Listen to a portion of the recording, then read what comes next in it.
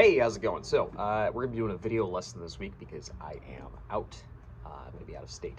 So, we've been working on Formidable from 21 Pilots, and we've been looking at the chords mostly. We're in the key of A or F sharp minor, depending on who you ask, because technically we're starting on an F sharp minor.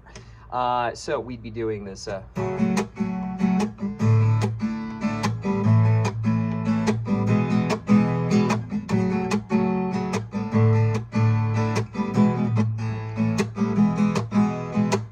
Right, so that's combining two different things. It's combining the 6-4-1-5. We might have talked about that so far. Chord progression. It's an inversion of the pop progression. We looked at how it's the same as like a lot of pop songs out there. We're just starting at a different point in the sequence of chords, right? In fact, if we were to take like "Don't Stop Believin'," that's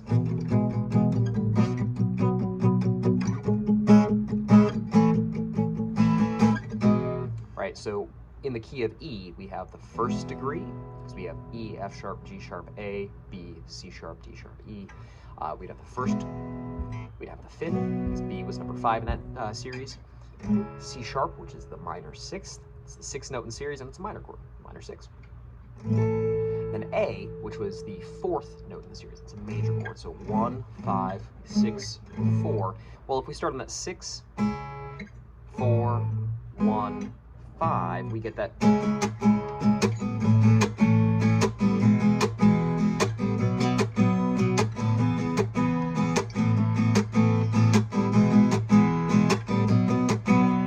Right, so it's inverting the pop harmony progression, like the most popular chord progression in the world, just starting in a different place in that series to get a different sound. Combining that with the moto-rig drum beat strum style that we talked about, that strumming style that was really popular in the 80s. It influenced synth pop and new wave music and post-punk music. You know, songs like Blinding Lights from, I think that was like 2019, 2020, whenever that came out. You know, Take On Me from Aha. A lot of songs use that, right? And that's what we're doing with that accent of strum, strum, mute, strum, strum, strum, mute. And that's supposed to emulate that.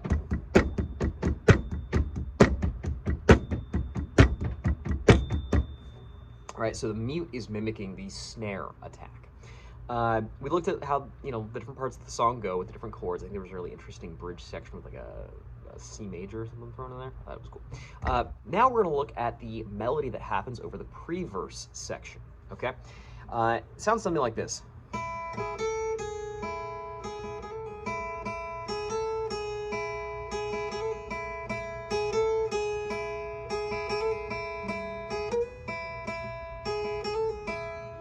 All right, so we've got 3 primary notes and then 1 note that's kind of thrown in the end, and a technique called a hammer-on and pull-off. We're going to start off by playing with our 2nd finger at the 5th fret of the B string and 1st finger, 4th fret of the E string. Together they make a major 3rd interval. Cool, right? So we're going to be playing through that going G sharp, A. It's gonna be like this.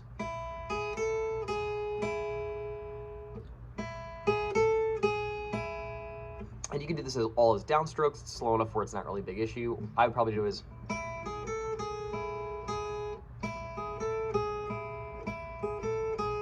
it's probably down, down, up, down. That's just me. I like that. Kind of flows along with that idea of constantly alternating your picking pattern. To match up with your subdivisions. So down, up, down, up, down, up, down, up, 1 and 2 and 3 and 4 and, or 1E and a 2E and a 3E and a 4E and a, you know, so it kind of helps us keep time. Well, there's this little trill that they do, right? It's like this.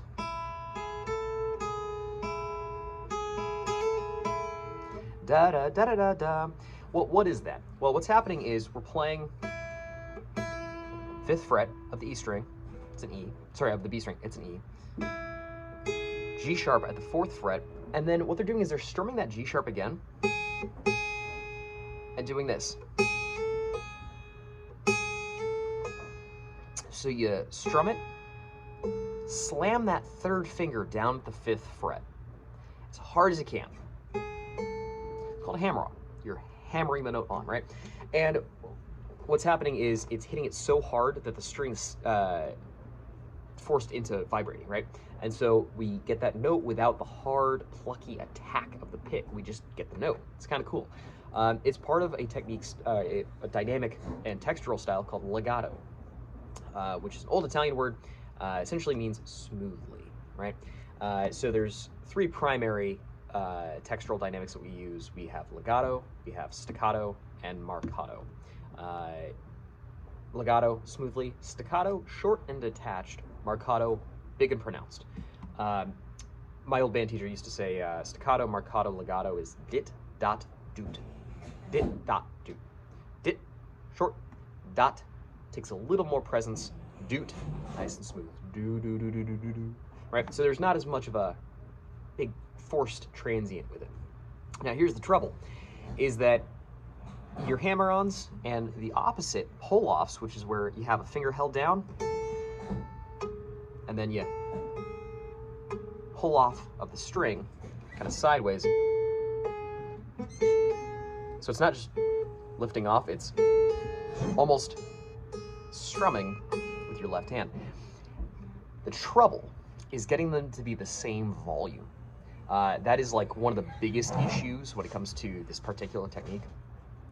People that have been playing since like the 80s, even before that, honestly, guitarists have been using a lot of distortion, a lot of high gain, crunchy sounds, and that compresses the signal.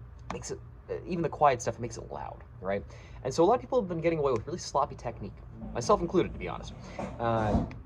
So what we have to do is practice playing that particular technique, our hammer-ons and pull-offs, over and over.